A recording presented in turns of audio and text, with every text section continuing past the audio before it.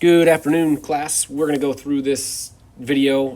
This is the lesson for the day. So whether you're here or gone, this will teach you how to make a box and whisker plot, the 5-number summary. And it goes through pretty quick. I think you have probably seen this before, so a lot of the information might just be somewhat of a review. If this is your first time, I still think it will go really well. By now, though, you should have finished the exit check. You know, as you came in, it was more of a bell ringer than an exit check today, but here are the answers. You were given 6 numbers, right? So when you found the mean, that's the average, you should have added them up and divided by 6 and get 35.5. The median, you got to order them from least to greatest. Find the very center. Now in this case, you have 2 numbers. As you cross them off, left, right, left, right. Left with 2 numbers, so you got to add those numbers together, divide by 2, you get 33.5. The number that appears the most often, or the mode, is 35. And the range, which was not talked about really yesterday, is your largest, your maximum value, subtract your minimum value, and you would get 20. And so now the focus point of what yesterday's lesson was all about is it says, which measure best represents the data and why? In this case, we would want you to, in this case, I want you to say median, right? Because there is an outlier, right? Anytime there's an outlier, we don't want to use mean, right? Mean is only when the data is all very close together and we don't have any outliers. In this case, 50 was an outlier because it was so much larger than the other numbers that were all in the 30s. And then this next slide, ignore this, you don't need any exit checks. And so the question of the warm-up would be, which form of central tendency represents the information best? So take a moment to think about that. Looking at these numbers, you know, which one what would be the best? I would say, you know, it's not the most fun thing, but go through and reorganize them so you can actually see what the data set looks like. It looks like we have 3 1s. We have 2 2s. 1 3, 1 4, and 1 10, right? When you put it in this way, I think it's easier to see the data. And which form of central tendency represents the information best? In this case, we're going to say median again because this 10 is an outlier. So we're going to go with median. Which brings us to the lesson today, which is box and whisker plots. To get the most out of this, when I have you pause and try to do the problem near the end, like actually pause it and try it, you'll gain the most out of this if you stop and reflect and process what is being shown to you. This is just a picture of like the real life application of this. This is a box and whisker plot from the National Weather Service showing the different snowfall accumulations of the different towns. So you can see here Sioux Falls. What you're going to find out is that 14 inches was the most that we had, and that the median snowfall of the year, anytime we had a snowfall, the median was about 10 inches. And so, and it's quite a bit. It's kind of cool to compare. You know, Mitchell had, I think, the highest maximum value of 20 inches in one snowfall. And what we're going to find out today, though, is that these are box and whisker plots, and they're broken up into what are known as quartiles. And each one, if you see, there's 4 compartments. Each one contains 25% of the data, right? So you're going to hear the word quartile a lot. It relates a lot to the word quarter. And 4 quarters make $1, and a quarter is worth 25 cents. So a quartile is 1/4 of the data. And so as we go through that, and now you hear the word quartile, just keep that in the back of your mind. Reading a box and whisker plot becomes a little easier once you know how to make one, honestly. If you can understand how to make a box and whisker plot, you can read them without a problem. Basically, what you're going to focus on, those is middle number is always your median. This number on the far right is going to be your maximum. This number over here is going to be your minimum. And these 2 numbers are your inner quartile, quartile 1 and quartile 3. And within this box part of the box and whisker, that is where 50% of your data will fall. So as we go through that, that's going to be kind of what helps us read it.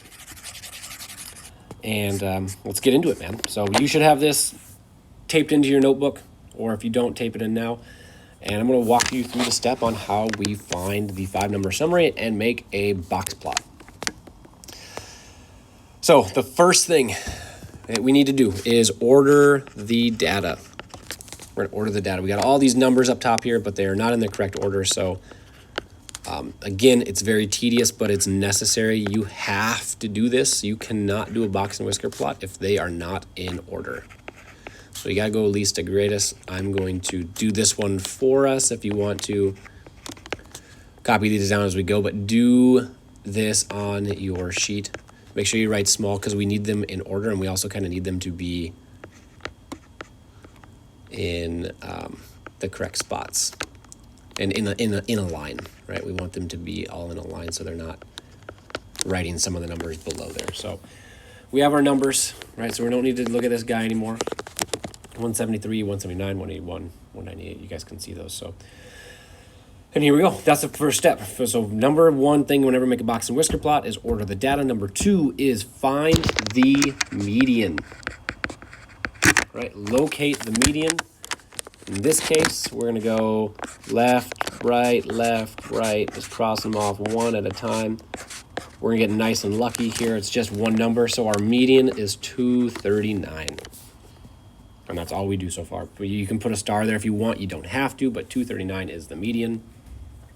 In fact, maybe I'll just write it down here for us. Yeah, we do need to know that.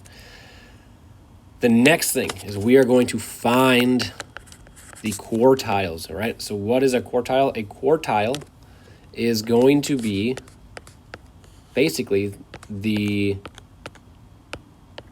median of the data to the left of our actual median, right? And that's kind of confusing, so it's easier to show you. So when we have our median, which is right here in the middle at 239, what we're going to do is we're going to first find quartile 1. When you hear this called a lot, you're going to see it abbreviated as Q1. Quartile 1. And to find that, you're going to take the data set to the left of the median, and you're going to now find the median of that data set. So we're going to do the same thing. Cross them off one at a time, left, right. And in this case, we have 181. Our Q1, or the quartile 1, is 181. Right? So we're just finding median a bunch of times. And then we're going to do the same thing on the right side. We have this data set. Right? Same thing, left, right. We're going to find a nice, good number. Our Q3, our quartile 3, is going to be 257. And that's so right. So we ordered the data, we found the median. Now we find the quartiles. You're just finding the median 3 times, essentially. Now you're going to plot the median and quartiles with lines to make a box. So what that looks like is we're going to go 239. We're going to find about where that would be on our number line. It's going to be 239 right there. 181 is going to be about right here. And then 257 would be about right there. And what we're going to do is then connect these and make it into a box. And that is the box to our box and whisker, or the box plot. Now, understanding that this is 2 of the quartiles, 50% of our data is in this box, right? I should point just to that. In this entire box contains 50% of our data points. The other 25% will be outside over here. The other 25% will be out over here. But 50%, so a majority of the data is going to be in between these 2 boxes, I guess, right? In between this quartile, the quartile range. So the next thing we're going to do is we're going to plot the minimum and maximum with dots. All right, we'll change to green for this. So the minimum value, if we erase this a little bit, is 173. So 173, put it about right there. And then we also have a 295. Right, so 295 is going to be down over here. We connect those, and that gives us like what's called the whisker. So now you have a box and whisker plot. And that's what it is. You order the data, find the median, find the Q1 and Q3, which is finding the median again. You plot those with lines, connect them to make a box. You plot your minimum value, you plot your maximum value, you connect them, and you're done, right? So if you still are not sure, take some time to rewind the video and just watch me talk through it again. Now you know what to expect, right? You've seen it one time. Now you know what's coming. Rewatching this segment will help you greatly if you still do not understand what we just did. Here is just same thing. Right, so making sense of it, so precipitation. So for how many months did Houston, so we have the box and whisker plot below show the normal precipitation in inches each month in Dallas and in Houston, Texas. And so we're looking at this now, and we understand that, this is 25% of the data here, here, here, and here, right? That's where 25% of the data is located. So we're going to look at these questions and see if we can answer them. Question A says, for how many months is Houston's precipitation, so this is Houston, is Houston's precipitation less than 3.5? So 3.5 is right here. So for how many months, right? It has everything in this quartile, or everything in this chunk of our box plot represents that. So you might be thinking, well, how am I supposed to know how many months there is? It doesn't show me the months. There's nothing about months. All it does is show precipitation, right? But we do know that this represents 25% of the data. So now when we kind of think through this a little bit, how many months are there in a year? Well, we know there's 12 months. And if we know that we have 25% of them, we have a fourth, right? 25% is a quarter, it's 1/4. So 1/4 of 12 is 3 months. Right? So we know that 3 months out of the year, Houston's precipitation was less than 3.5 inches. And then it says, compare the precipitation in Dallas with the precipitation in Houston. We're not going to go too detailed on that, but really we're just noting the fact that they're generally 50% of their rainfall was between 2.3 and 3.2 inches, whereas in Houston, 50% of theirs was 3.5 to 4.4. So Houston is getting significantly more rainfall compared to Dallas. Right, so just making sense of how you can read a box plot. Stars, these will indicate some outliers. So if you do have some stuff that's dramatically throwing them off, and you have a majority of your data, we'll talk a little bit more about that another day with what the stars represent and how we put them there. What I want you to do today, though, is I want you to pause the video, and I want you to genuinely pause the video and do this. Looking at the interquartile range, and not looking at interquartile range. I just want you to make this box plot, right? So pause the video, rearrange these, and go through the steps that are in your notes on how you do this. And then when you're done, press play, see if you did it correctly.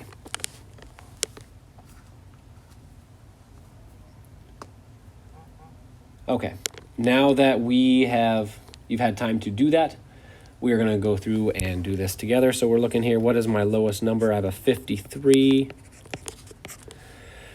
Next lowest number is a 62. And then I have a 72, 75. Oh, I missed my 70.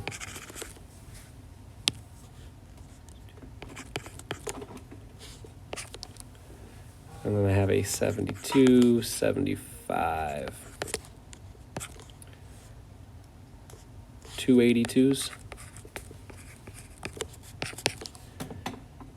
And 88, 89.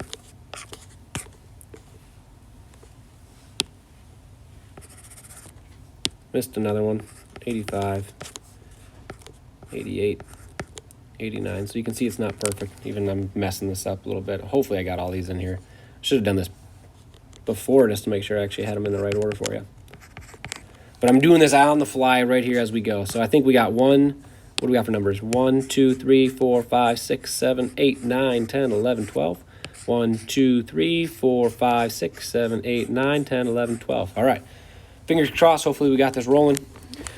We're going to find our median first. So cross them off. Left, right, left, right, left, right, left, right, left, right. We're left with 2 in the middle.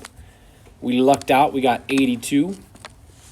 But since they're both in the middle, we have to understand, though, that we added those together. We went 82 plus 82, divided it by 2, and we got 82 right here in the middle. Okay, that's going to matter because you probably did this one of 2 ways, and I don't really care how you did it because whatever you did probably made sense to you. Our median, though, is technically in this on the pink line and not one of the 82s. So we include both 82s in when we find our next number. Meaning when we do our quartile range right here, that 82 gets counted, and this 82 gets counted over here. So now we're going to do this, left, right, left, right.